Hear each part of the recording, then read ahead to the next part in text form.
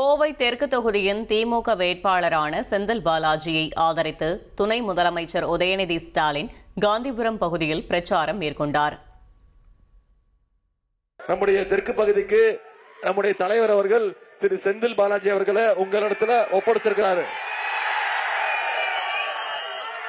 கடந்த சில ஆண்டுகளாகவே கோவையில் மட்டுமல்ல, இந்த ஒட்டுமொத்த தெற்கு மண்டலத்தையும் மேற்கு மண்டலத்தையும் கழகத்துக்கு ஆதரவா கழகத்துடைய கோட்டையா மாத்தி வச்சிருக்கிறவர் தான் திரு செந்தில் பாலாஜி அவர்கள்.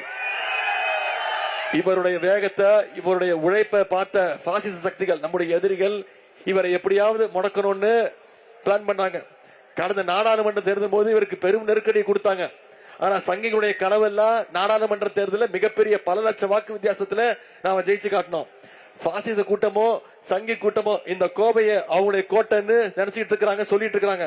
அந்த கோட்டைய அவங்களோட கோட்டை இல்ல, இது திமுகவோட கோட்டைங்கிறத திரு செந்தில் பாலாஜி அவர்கள் ஒவ்வொரு அசைவின் மூலமாகவும் நிரூபிச்சுட்டு வராரு. 1,28,00,000 மனங்களை வென்ற தந்தி டிவி யூடியூப் சேனல். தவிர்க்க முடியாத தம்ப்நெயில், கலக்கலான கான்டென்ட்ஸ். நீங்களும் இந்த குடும்பத்தில் இணைய இப்பவே சப்ஸ்கிரைப் பண்ணுங்க. அசுரபலம் கொண்ட எங்கள் டிஜிட்டல் கரங்களில் உங்கள் விளம்பரங்களை சேர்க்க வாட்ஸ்அப் பண்ணுங்க. 8939888838. Email advtthanditv@dttv.in.